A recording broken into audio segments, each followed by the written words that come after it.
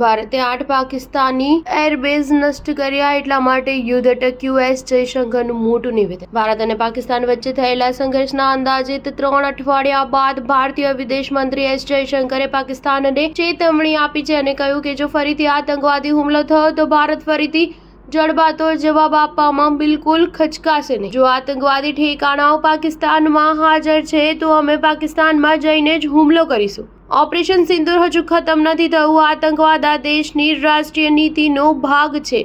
એ જ સમસ્યા છે। ઓપરેશન સિંદૂર દરમિયાન પાકિસ્તાનની સાથે થયેલા યુદ્ધ વિરામને લઈને વિપક્ષ સતત સરકારને સવાલ કરી રહ્યું છે। આ વચ્ચે વિદેશ મંત્રી એસ જયશંકરે તેનો જવાબ આપતા કહ્યું કે ભારતે પાકિસ્તાનની સાથે યુદ્ધ વિરામ શા માટે કર્યું।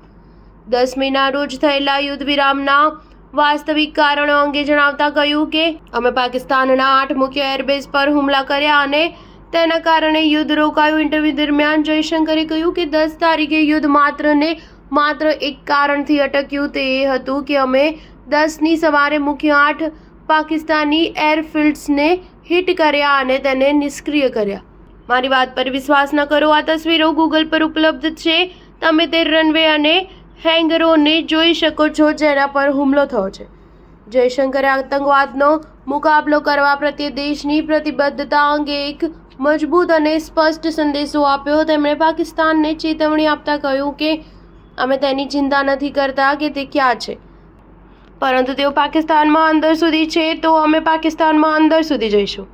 બ્રુસેલ્સની યાત્રા દરમિયાન તેમણે કહ્યું કે આ એક એવો દેશ છે જે આતંકવાદનો રાષ્ટ્રીય નીતિ તરીકે ઉપયોગ કરવામાં ખૂબ ડૂબેલો છે।